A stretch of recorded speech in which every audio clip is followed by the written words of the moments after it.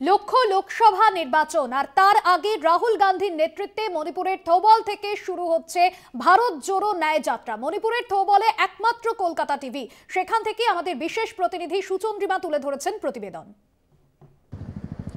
কংগ্রেসের নেতৃত্বে ভারত যুক্ত হয়েছে আগের বার, এবার দ্বিতীয় পর্ব সূচনা হওয়ার পালা। আমি এখন দাঁড়িয়ে রয়েছি মণিপুরের সেই মাটিতে, থৌবল জেলা খোঞ্জম এলাকা। এখান থেকেই ভারত জোড়ো ন্যায় যাত্রার সূচনা রাহুল গান্ধীর নেতৃত্বে। আগামী প্রায় মার্চ অবধি সময়, যেখানে মণিপুর থেকে মুম্বাই পর্যন্ত ৬৭০০ কিলোমিটারেরও বেশি পথ অতিক্রম করবেন তিনি। আজ এই স্থল থেকে কেন এই যাত্রা শুরু করা হচ্ছে?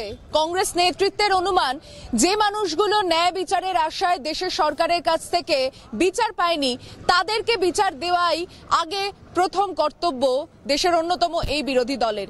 তাই ভারত জোড়ো ন্যায় যাত্রা সূচনা পর্বে মণিপুরের মানুষকে সামাজিক ন্যায়, সুরক্ষার ন্যায়, আর্থিক বৈষম্যের ন্যায় দেওয়ার জন্য রাহুল গান্ধী এই যাত্রা মণিপুর থেকে শুরু করতে চলেছেন। সফর সঙ্গী রয়েছি আমরা, এবং সফরের যে পথ দিয়ে তারা যাবেন বেশ কিছুটা সেখানে বাসে করে, যে বাস আজই উন্মোচিত হবে তার রূপ, এবং মল্লিকার্জুন খার্গে যিনি পতাকা উত্তোলনের মধ্যে দিয়ে এই যাত্রার সূচনা করতে চলেছে, সেই মঞ্চস্থল যেখান থেকে কংগ্রেস নেতৃত্ব বার্তা দিতে চলেছেন এই যাত্রার।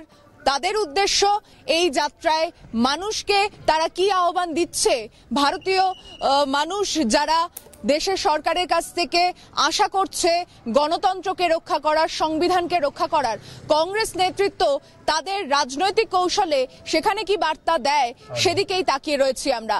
মণিপুর থৌবল থেকে ক্যামেরায় মনোজ মুখার্জির সঙ্গে আমি সুচন্দ্রিমা, কলকাতা টিভি।